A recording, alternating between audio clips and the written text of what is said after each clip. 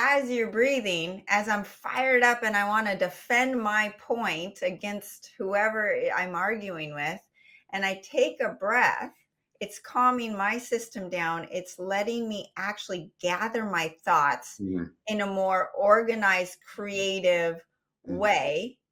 And I'm going to speak in a way that's more calm, that's going to be received by the other person in a much more effective way than if I were just to blurt out my defense.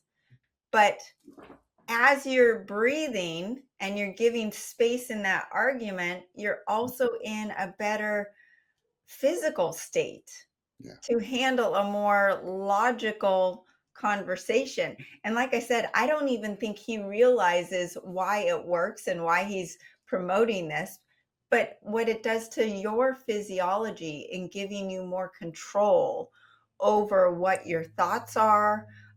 It's not going back to that reptilian Mhm, survival brain. It's actually in your more thoughtful advanced brain that you're able to have this conversation.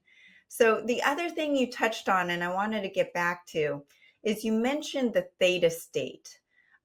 When you go to bed and when you wake up, and correct me if I'm wrong, your brain is in that theta state just twice a day. right. And I've heard that this is the state, it's almost like a hypnosis state. Yeah. And when you do hypnosis, you're in the theta, the brain waves, where you can make changes because 97% of your thoughts are the same as they were yesterday unless you actively change them. And during this period of being in theta state is when you can most productively or effectively change your thought patterns. Mhm. So is this correct? Would you say that this is because you're in that parasympathetic mode but at an even deeper level? Well, depending on your psychological makeup, when you're in the beta brain, you're going to want to be right. Right. I will prove you wrong, and nothing ever gets solved. Everybody's going to be right. Nobody's ever wrong. But as you go down into the alpha state a little slower, the question becomes, do I want to be right or do I want to be happy? Mm, And then I have the ability to kind of, it's okay. It's not my shit. It's not my stuff. Whatever. It's fine. Let's just go on. And then right below the alpha state, you have this theta brainwave pattern. Now, getting adults to stay in this brainwave pattern without falling asleep is very challenging.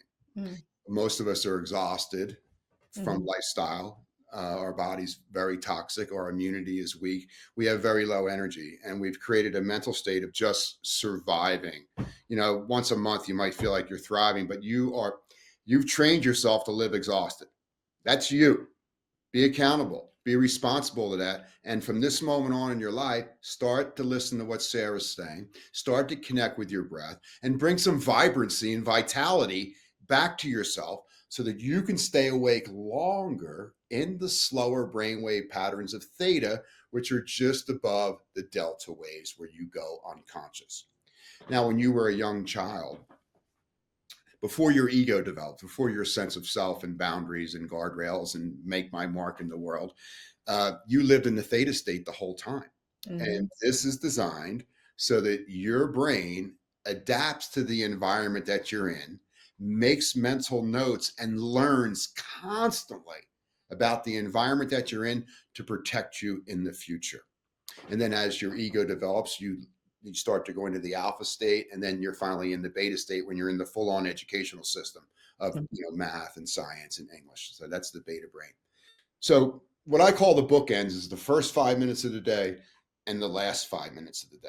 So the first 5 minutes of the day, I'm coming out of the delta waves. I open my eyes, and rather than think about what I want to do or what I have to do today, you're in the theta state right there. That's the most creative state that you're going to be in. But you blow right through it. You go to alpha, you run to the bathroom and get a cup of coffee, and then you're off and running.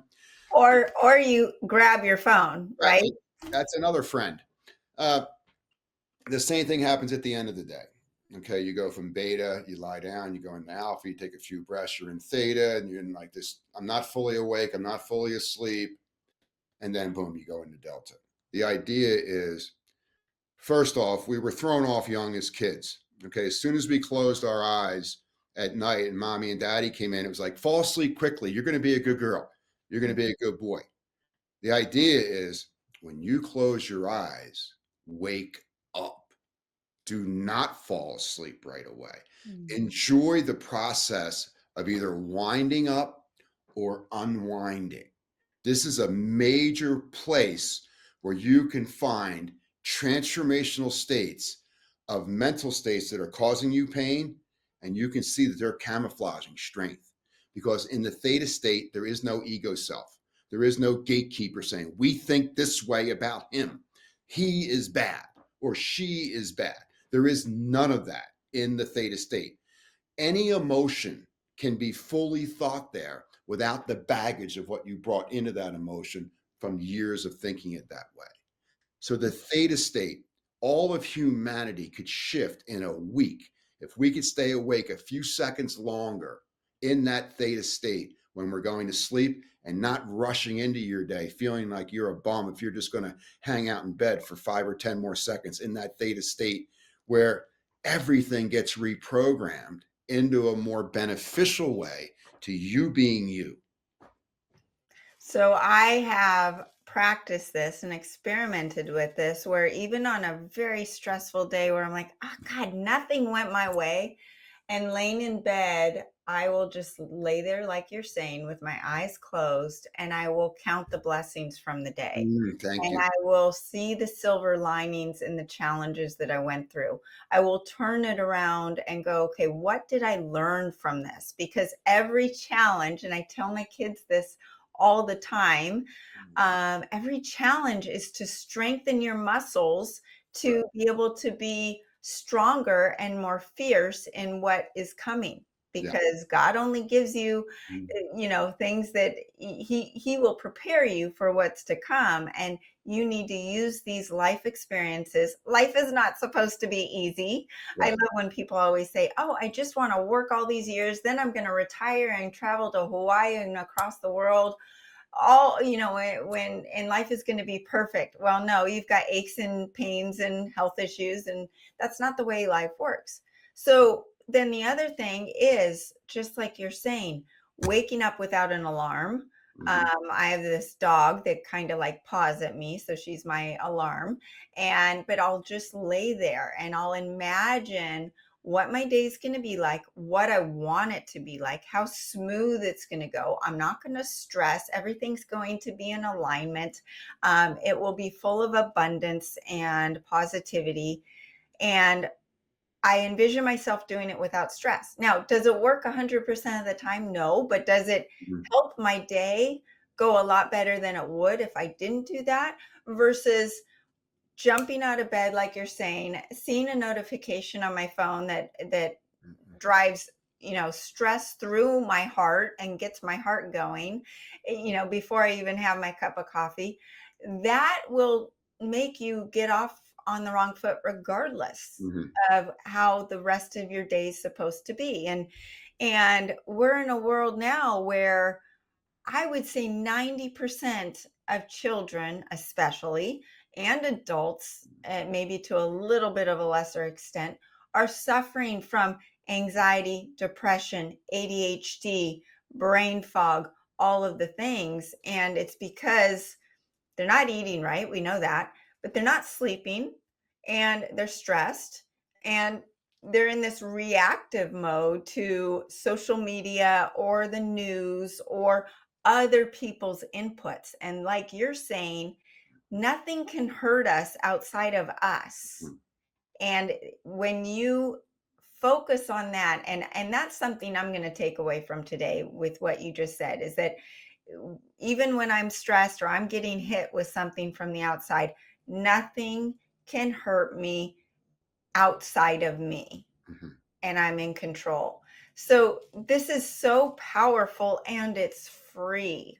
Yeah. That's the thing that's so amazing, is that it's free and you get back that control. This needs to be taught to all of our children, because Mhm. there's been articles in the news, even at the governmental level with RFK, talking about we need to relook at the handing out ADHD medication and antidepressants like they're candy. Not that there's not a place for them, but the overexposure of it, that's a parent's just first response is let's put our kid on drugs and not look at the other factors and give them the tools that they can help self-soothe and cope in a more healthy manner. So I just said a whole bunch of stuff. I don't know if you have any thoughts on that. Well, first of all, I just heard so much gratitude, in your message. And, where is the gratitude absent in my life? Could I just pause for a moment and take a breath and, notice where there isn't gratitude? And, without taking it personal, just Mhm. notice that that's not for me. You know, gratitude, the great part about gratitude is that I can forgive myself there too. These aren't just woo woo words. Like when you say, I'm grateful or I have gratitude, every cell is kind of like, yeah, I kind of like that. I feel good about myself. And we're talking about the gut, we're talking about the heart, we're talking about the brain. Well, all of that is mediated through your breathing. There's as many ways to breathe as there is stars in the sky when you look up at night. That's how technical it can become.